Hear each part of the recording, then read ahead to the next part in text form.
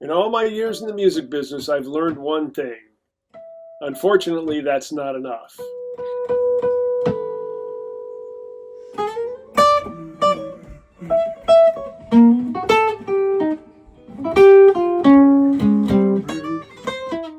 Hi, everyone who's watching. I'm Suki Wessling, and welcome to the Jazz Society of Santa Cruz County's interview with guitarist Bruce Forman. Welcome, Bruce. Great to be here. The occasion of this interview is our first ever fundraiser at Kuumbwa Jazz Center on September 7th, 2025. You can get details by joining our email list at jazzsantacruz.org. That's jazzsantacruz.org. Bruce is headlining the event. So, Bruce, tell us a bit about what we're going to hear. Well, basically, I was contacted by the Jazz Society, and they wanted to have a fundraiser, and they'd heard my Red Guitar Show, which is like a one-man show, jazz and storytelling and everything. And they asked if I would open the show, and we decided that the Red Guitar Show, it's kind of a full-length thing, and I'm just going to basically play and tell stories and show how important it is that building a community around jazz and being spontaneous in the moment and shining the light on all the work that the Jazz Society does to make sure that people of all ages get a chance to play the music and interact with the musicians and keep it going in Santa Cruz, which is, of course, a lovely place to both live and work. It is. Yes, and I loved what you said in there. You said several things. Obviously, you have got the Jazz Society's ethos down, the sense of community and welcoming to everyone.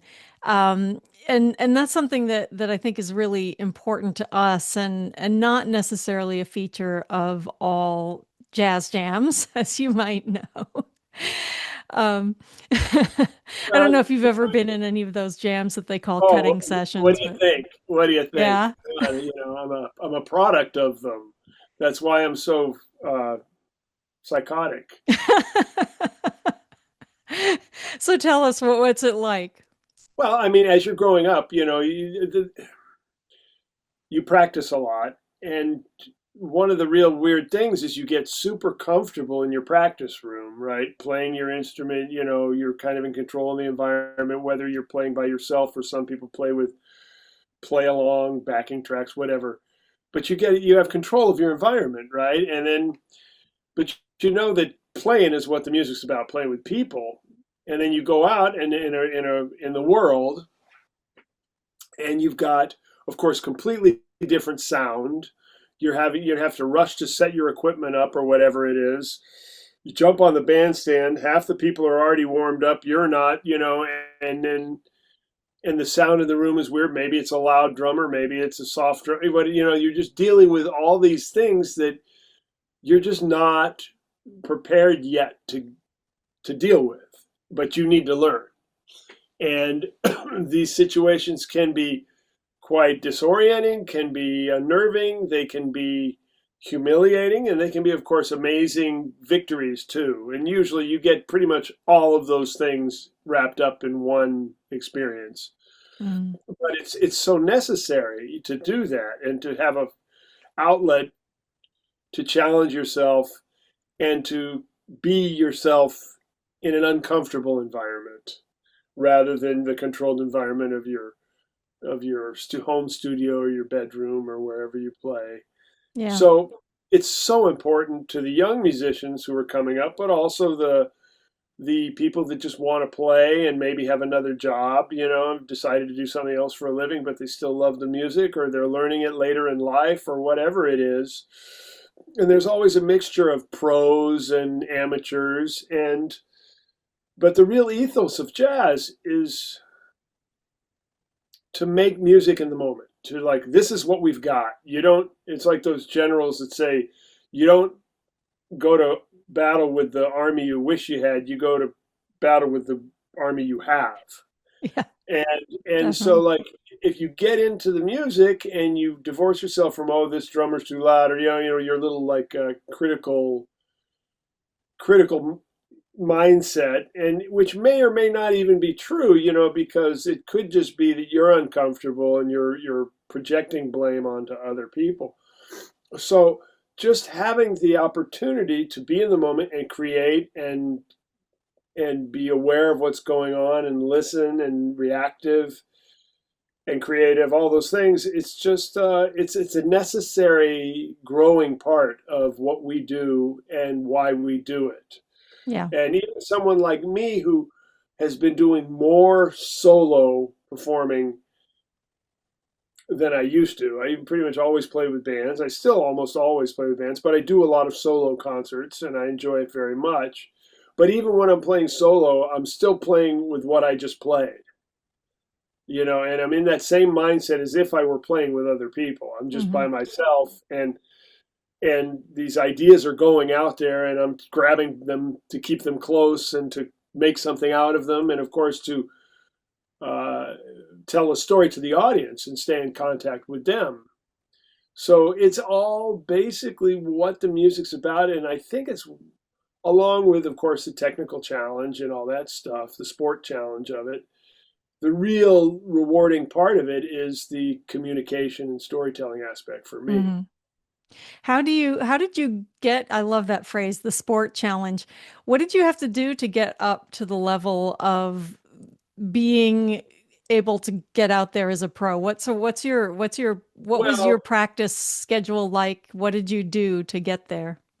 jazz, I'm not going to lie, and it's become even more so now than it even was when I was starting out, which is hard to believe, is very technically demanding. So you got to get your instrument down.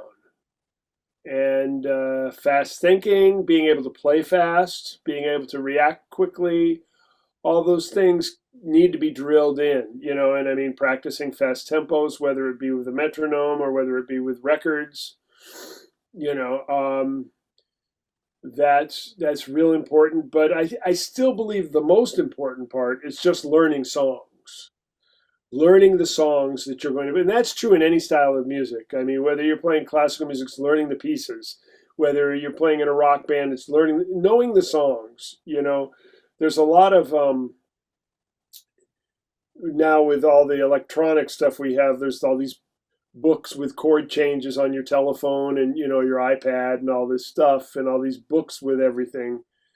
Um, you have to go past that. You have to get to the place where you know the music, so that you're free of that, and you can then respond to the ideas you have, the ideas that you hear around you, and you're truly in the moment. Hmm. And that has been a problem I've noticed, with students, is that because there's just so many songs, and they've got a book with them, they don't take that seriously. And truly, that is probably the one thing that liberates you into being able to play well and tell your story, is to not be on the surface trying to read the music of the song because you don't know the song. But I'd say the two biggest things, like I say, are just getting your chops together, your technique, and knowing the songs. Hmm. After that, your ears will take over. I Well, mean, you hope so. if you're not listening to this stuff and loving it, then you probably aren't going to do that well. I mean, Hmm. because it's not easy. Hmm. It's simple, but it's not easy. And Simple but so, not easy. yeah, and so if you ain't willing to put the love into it, then let make room for the people that do. I Hmm. mean, there's nothing wrong with sitting around just digging, listening to it, and watching other people do it. But if you want to do it, there's a certain commitment you have to yourself and the music and to the other musicians you play with. Hmm. So, what we started out talking about was the Jazz Society is really focused on welcoming everyone, and we regularly have everyone from people who are at their first jam up to pros who will sit in on our jam session. So let's talk a minute about those people. Usually not the young people. The young people are still at a point where they might be thinking, I could do this. I could at least get up to pro level, whether or not I decide to be a touring musician. But a lot of us are, say, older and we love jazz and we love playing it. We're never going to be pros. So, Right. what if you were to give advice to someone who's, say, a good amateur who wants to be better but doesn't have the time, they have a full-time job, they've got kids, they've got a life, whatever. What are some things about jazz that you think people should focus on to become better players, whether or not they can attain the speed and memorize, the whole I'm still songbook? back with just knowing the songs. Just know the songs you're playing, so that when you get into that playing situation, that's one part of it is not a struggle for you. So then you can be immersed in what you want to say with the song. You can pay more attention to what's going on around you. Because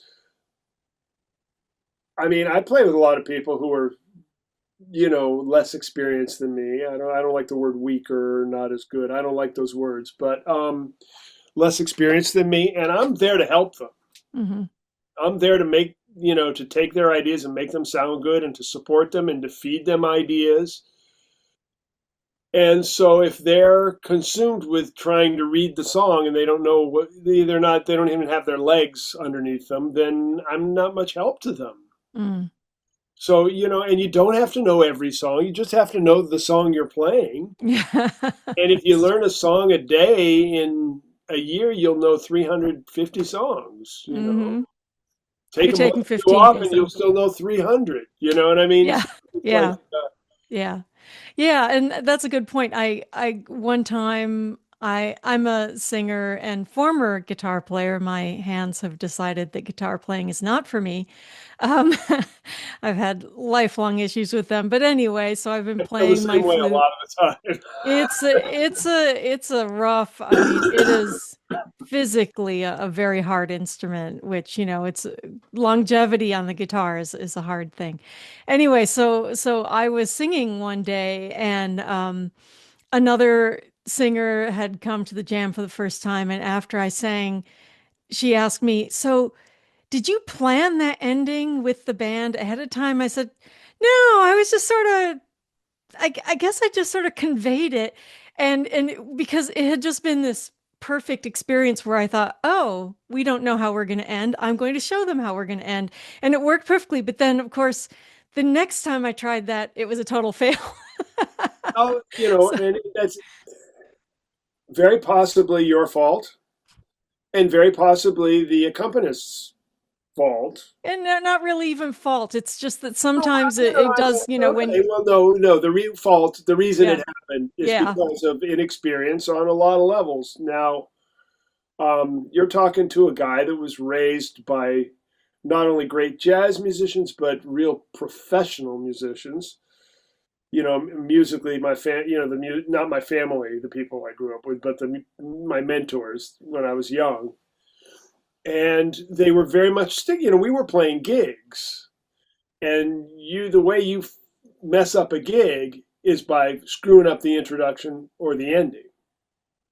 Those are like, they're not, these are things you don't mess with. What happened? Yeah, the jazz happens in the middle, but the intro and the ending, that is like, has to be together. So you almost become a Nazi in those moments, and then you become this free spirited jazz musician, everything in the middle, right? And so, but you as a singer, yes, of course, you're the one that I mean, if I'm accompanying you, I'm listening to where you're going, and we come around Mhm. to that ending, like you say. Well, one of two things are going to happen. It's not real. It's a binary choice. You're either going to end the song or you're going to tag the song, right? One of these two things is going to happen. So I Mhm. mean, I don't really have to worry about a bunch of variables here. So now I've got to hone in. Well, and what I do is, even if it's an inexperienced singer, I listen to their energy. Are they kind of pulling the energy down, or are they kind of like, it's like an aborted landing of an airplane and it's coming up again. And I'm listening for that energy because that tells me whether we're going to keep going or we're going to stop. And that's the only two things it can do. Mhm. And then we'll keep going. I'll tag. If you stop, I'm ready to play an ending. But Mhm. first thing, I'm ready to hear if you're going to do it first. I Mhm. mean, it's like I've got the gun cocked and loaded and aimed. And if you don't pull the trigger, I will. You pull the trigger, then I'm just going to support what you do, which is Mhm. easy. Yeah. If you don't do it, then I'm just going to take over and do it, which is easy. Yeah, and it's all about communication, isn't it? And But it's all about nonverbal. listening, and and I prefer not to talk about it. I prefer just to let it happen. Chances, I paid attention to what we did in the introduction, so maybe an idea from that will happen at the end if it presents itself. If not, it's okay. It's not a deal breaking thing, but it's something. I mean, there are smart parts of music, and like paying attention is the smart part. Knowing whose role basically is what, and then we can still change it around and be totally flexible with it. But when we have an idea of that, then now we know we're actually varying things from a place of knowledge. So we're comfortable. We're not Mm. disoriented. We're not just scrambling to make something happen. So yeah, so it comes around the ending. If there's no piano player, it's my job to play the ending. Everybody knows that in the band. But we're still waiting for the horn player or the singer to define the tag versus the ending. When the ending happens, boom. And sometimes they do it.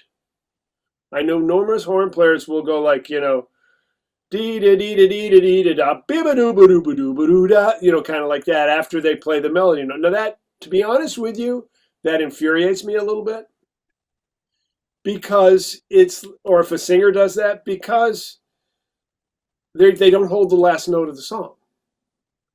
And to me, a real good ending, we hear that last note of the song, and then there's that little thing that the guitar or piano does, and then the whole band plays a chord, right? I mean, that's the standard way to do it. Now, once we get good, we can make many variations on that and be super jazzy, improvisational, and artistic. But we need to have this professional capability within our understanding so that we're working from strength. So yeah, Mhm.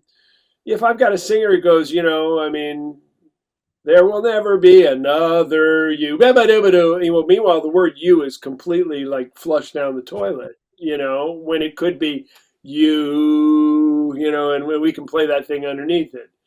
So that's my preference. But, I mean, generally, I'm not the leader of the band. I'm the accompanist in that situation. So I go with what I'm not going to like get angry. I'm not going to say anything. I'm not going to quit the band or quit the gig.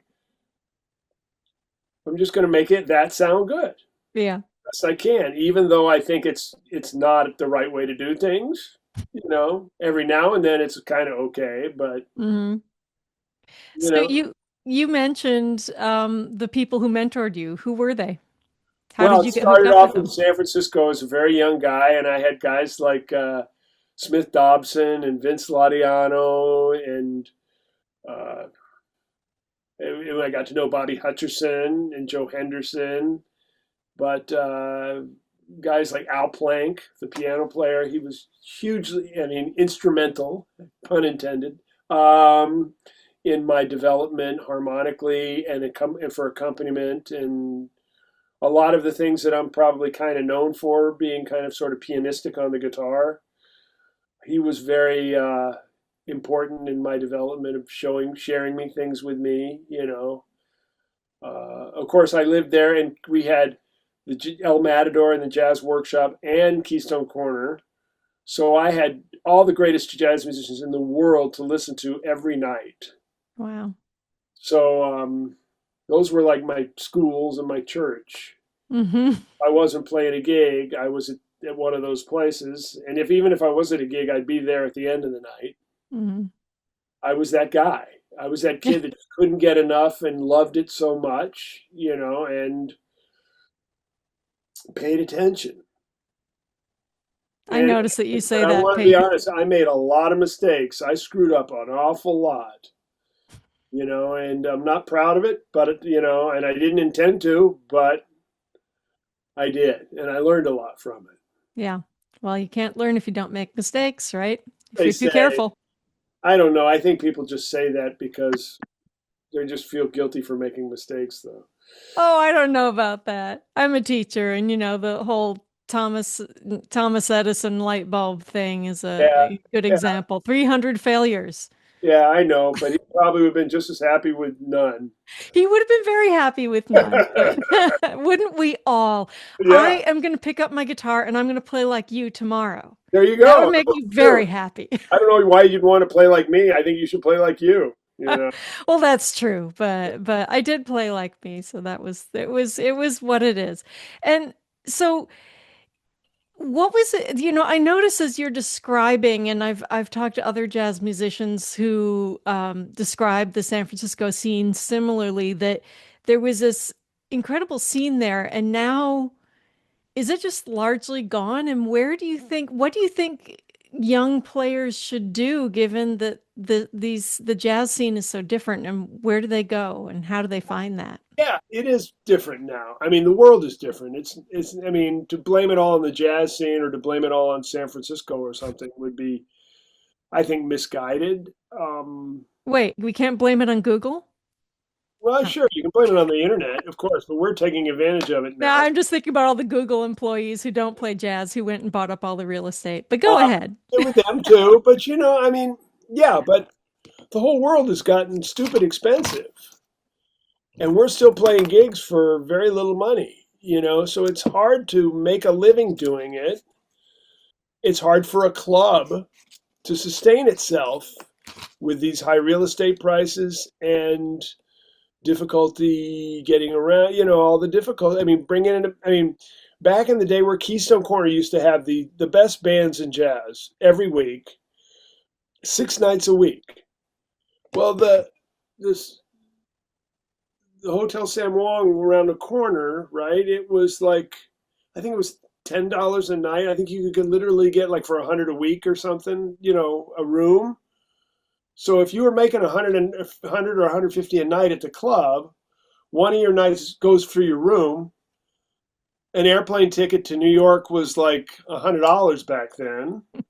You're still clearing like 400. It's probably his rent at home was like 500 to 1,000 a month. It was a good week. Hmm. Now that ain't going to happen. So the ticket prices have to be hugely higher to help pay for the musicians to come out, for the travel, for them to make a living.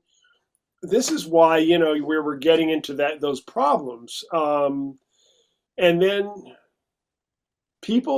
the world has changed. People don't hang out in clubs anymore. They just don't. We have all this entertainment. We can again blame Google on numerous levels or blame the internet. I mean, someone thinks to themselves, God, I could go out and risk getting a drunk drive, risk getting my car broken, and risk pay for an overpriced drink, whatever. Or I could sit at home and watch YouTube with my cheap shit that I bought, at the supermarket, you know, and I don't have to worry about driving under the influence. I mean, there's all these pressures that are fighting what it is, and that doesn't take away from the life force of what it feels like to do this. For those of us who've been in the room with it happening, whether you played or whether you were listening, we know how important this is and how this is. Yet, given the nature of the reality of the world, pressures, economic and social and otherwise, it's a hard thing right now. Hmm. And luckily, the universities have stepped up to at least give young people the opportunity to explore the music for a few years after high school and see if it's for them and see if they have the constitution to try and make it work or figure out a way to make it work. Some of those kids are going to figure out the new way to do business with this. We're still doing business like it's 1970. And we shouldn't be. Hmm. We should be doing business like it's 2025. No one has really done that. And I have ideas and I would try, but an old guy, they're not going to listen to an old guy. No old guy is going to be able to do it. So it's going to have to be young people that do it. I have no cred in that world. It's just the way it is. Hmm. Would the Kuumbwa exist if it started today?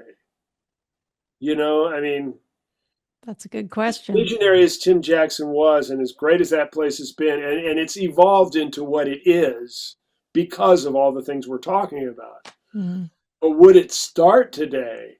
I don't know. Yeah. It's been evolved into what it is. Hmm. It's so important that I'm sure the city of Santa Cruz doesn't want to see it go anywhere. It's a very important cornerstone in that city's identity. Hmm. But, So, so I mean, but that's up for them. I mean, I came up, everybody told me I'd never make a living in jazz. My father disowned me when I decided not to go to college and play jazz. I didn't talk to him for years. You know oh, what I mean? And he had a point. You know what I mean? But I was going to do it. I mean, I was just going to do it, and I figured out a way. hmm, I've been okay. yeah, So they talk about faith-based organizations. I mean, jazz is a faith-based organization. it is. So, all that said, why? Why should we, the listeners, go to a club rather than turning on YouTube? Give us your best pitch for what the amazing things that can happen when you are in a live space with a musician. Well, of course, the music you'll sense viscerally, you will be fulfilled, nourished in a completely different way. It's not just sort of this being anything and having this monochromatic screen, boom, right in front of you. It's like you're in a 3D environment where the smell and the sound and the sight and the you're experiencing it in a group, not by yourself. You're also going to meet other people who are like-minded, maybe your future ex-wife or ex-husband, maybe your future ex-boss, maybe your next business partner. Maybe you will be inspired when you're there to create a business of your own. I mean, just with all the stimuli, what happens to you in a community environment versus a isolated environment is completely different. And you always have YouTube. Hmm. I mean, YouTube's going to be there. If you have a choice between going out and doing YouTube, I would say pick going out because YouTube will be there at another time, but going out won't to Yeah. hear that group in that moment at that time. I have to say, I was just thinking when you were talking about how many times I have been to a concert that has just blown me away. And afterwards, I've listened to the artist's music, maybe someone I wasn't familiar with, and it was fine. But it didn't blow me away because recorded music is one thing. And then being there in that space and seeing the actual making of the music and being part of it, because of course the audience and the musicians are all part of this environment. It's just a completely different thing. It is. It is. And yeah, you just made my point. Thank you. So let's talk a little bit about what you're playing now and what people might hear. What are you into these days? What are you playing? That's interesting. I mean, the whole thing of being alive and getting older, your aesthetics change, your values change. Of course, your body works differently, as you mentioned with your hands. Your mind works differently. I know that we all went through a really seismic shift in life with the pandemic. If you came out of it unscathed in some way, you just must have been hibernating. It was a very, very, very, I believe people will look back and it will be even stronger than 9/11 or the Kennedy assassination, just the change that society and humans went through from the pandemic. Of course, one being this modality we're in right now, it made the internet Main Street Hmm. of the world. Whereas it kind of already was, it was sort of for some people, but now it's like it's the thing. It cemented that. And so And for me, I didn't know if I was ever going to play another gig. I mean, I'm getting older, and if this thing had gone on much longer, if I had gotten sick, who knows? I may never have played another thing. So I had to come to grips with a lot of that. And going into it, I had this project called The Red Guitar, which is a one man show. It's very much like off Broadway kind of experience. It is very much jazz guitar, but I also tell a story, and the story I tell is basically the story of all of us musicians getting bitten by the music bug and deciding to spend a life in the pursuit of sound.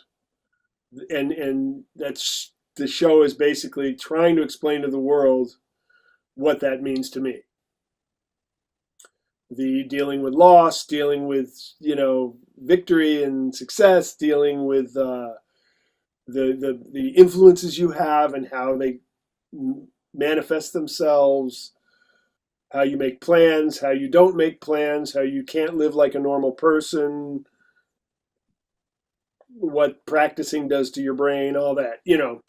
So I was already headed in that direction, and I guess the hermit side of the pandemic sort of cemented that, and I found myself really enjoying playing by myself and being very comfortable with it. And I had always been kind of a band player, a guy who played with his own groups or in other people's groups.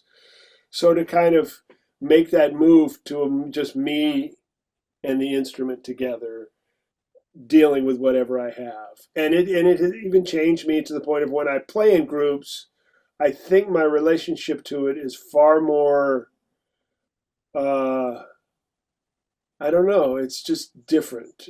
I'm much more indulgent, allowing my creative impulses to color what's happening, and trusting myself, and also realizing, I'm kind of getting close to the end of the trail. If I'm not going to play it now, I'm never going to play it.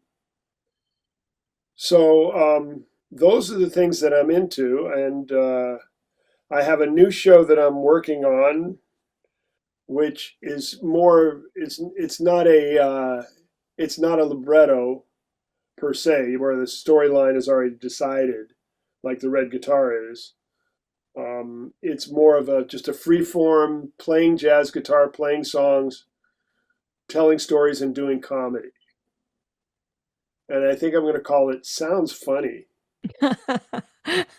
And and that's what I'll probably be doing for the first part of the show, because, like I say, I don't want to really commandeer it into the Red Guitar. I may bring up many of the themes of the Red Guitar because it's so much a point of why the Santa Cruz Jazz Society exists. Mm-hmm. But I don't think I'll actually perform the show because I just don't want to hog the show. There's a lot of people there that want to play, and I want to make sure that I do my best to make that happen. Wonderful. Well, I'm looking forward to it, and I wanted to thank you for talking to me. It's very exciting. This is the first time the Jazz Society has done this. Well, I hope it's a success. We're 25 years old. Right. First time we've had a big fundraiser like this, so it's pretty That's exciting. that's great. I really appreciate what you're doing, and I thank you for what you're doing, because really, again, as I mentioned, the new business. I think a lot of it is going to be like societies. Hmm. The whole idea of having to have a club with a liquor license, with a da da da da, with a restaurant. I mean, that's great. But that is a 1970s business model, 60s, Hmm. 50s, and we've got the internet now, and we've got societies now, and you can rent a room and put a show on in a pet store or whatever. I mean, we're not really, and if you start to take away certain things like needing to pay rent every day, and have a staff every on full time, da da da da, you have a little more agility to bring more music to more places, and people will figure out the new business model. I'm sure Hmm. of it, because the the primal urge to play this music, it's why it doesn't go away. Hmm. It's why, even though it's commercially incredibly unsuccessful in comparison to the music business, um, people still want and need to play it and want and need to hear it. So it addresses something fundamental in our nature. Hmm. And so people are not going to stop doing it. We always used to say, we jazz musicians, we're like cockroaches. You know, there will be a like a nuclear holocaust and we'll still be there somewhere. You know what I mean? It will come out of Yeah. somebody's pantry. You know what I mean? Yeah. It's sort of it's sort of interesting. I mean, just as an aside, that jazz for quite a while now has not been making a huge amount of money except for the very few. And so this downturn in the music industry that everyone else is so upset about, jazz musicians can be sort of like, yeah, join Right. the club. You know, it's like I live in a permanent recession. So when everybody's screaming about a recession, when we have them, I'm like, yeah, now you know what it's like to be me, you know? Yeah. Well, I'm really glad that the Santa Cruz community will be able to hear you. And I know you play here. Can you say your website and everything so people can Oh, look it up? yes, yes. My website is bruceforman.com, Forman with no E, Forman. And it's got plenty on there. It's got all my records, it's got my calendar, it's got history, it's got little fun pictures, and it links to YouTube things. It's just like a Mhm. typical website. And of course, Kuumbwa has been a big part of my life, having grown up in San Francisco. I remember when it opened, and I played there in the very earliest days. And actually, fairly recently, during the pandemic, one of the big moments of my life happened because of Kuumbwa, which was I was driving up there, and there's this guitar player named Barney Kessel, and he's one of the true giants of innovators of jazz guitar, and I just couldn't stop thinking about him the whole time I was driving up to Kuumbwa to do back when they were doing live stream concerts. They weren't even having people. It was during COVID, and I couldn't get Barney out of my mind. And, he had mentored me and we played a lot together. And he was a weird guy in that he played one guitar pretty much his whole career. Most of us guitar players, we're not monogamous like that. We have lots of different guitars or like go through periods of this one and then this one, but Barney for his jazz part of his career, because he was also a studio musician, but he played this one guitar. And I used to play it when I'd visit with him. I'd go on the road with him, and then when he was sick, I'd go visit, and his wife, now widow, would bring it out, and I'd play it. And I'd put pictures of it on Facebook. Even after he passed away, I'd go down and visit her, and I'd play it. And people thought I already owned it, but I didn't. And it was super valuable in our minds because, I mean, think of all the records this man made that were iconic records, and they were all made with that guitar. It played with Billie Holiday, it played with Charlie Parker, it played with Julie London and Lester Young, and it's like, and so she put it up for auction, and it didn't go for the amount of money that it really was worth, and I couldn't bear to watch it. It was like watching your kid get auctioned or something.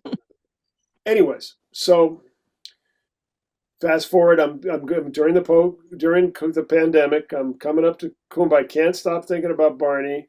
And when I got to Kuumbwa, I realized I had played there with him like 40 years before. That's why my brain had managed to make the connection. It wasn't actually paranormal intervention, I don't think. And I got there, and I remembered, and I think I mentioned it to Tim. And then I I know who got the guitar at auction because he comes to my gigs in Colorado. He lives in Colorado. And I just emailed him. I said, I'm having the biggest Barney flashback. I'm playing in this club we played in 40 years ago. I said, I hope you're getting along with the guitar. I said, if you ever decide to let it go, please give me first crack at it. And I played the gig, the little show, the recorded show at Kuumbwa. Got off the stand, looked at my phone, and the guy had emailed me back. And he said, he says, you're the one that should have gotten this guitar in the first place. I mean, I shouldn't have this. You should. He says, just give me what I paid for it and come get it and give me a guitar lesson. That'll be my profit. And so it was during the pandemic. I didn't have any gigs, so I drove to Colorado and I got the guitar. And that guitar became a big project, which is called Reunion. It's on my website with John Clayton and Jeff Hamilton, where we got the instruments of Ray Brown, Shelly Manne, and Barney Kessel back together because they made the first truly notable guitar trio records ever, guitar bass drums. And it was a big moment for the guitar to kind of grow up to the piano status, in jazz. Mhm. And I'm glad we did that because since that, Ray Brown's bass burned in that Altadena fire. It was John Oh, Clayton's goodness. bass, and that bass is off. So we managed to document it in that environment, and but so Kuumbwa obviously plays a huge role in my life, on multiple levels. And Yeah. I met Ken Koenig at that show that I Uh-huh. that I not the live stream, but the one I Okay. did with the project with Barney's guitar and Ray Brown's bass and Shelly Man's drums. All right. And Ken is a That's where board Ken, member of the and Jazz Society. he's the one who got me involved in this. All So right. see, So so it all comes down to a guitar. yeah, yeah. That sounds about a perfect place to stop. It all comes down to a guitar. Well, thank you so much for talking to me. Well, thank you. Pleasure to meet you, and I look forward to seeing you at Kuumbwa. I'll be there and All right, hopefully with lots of my friends. all right. Thanks a All lot. right. Thanks.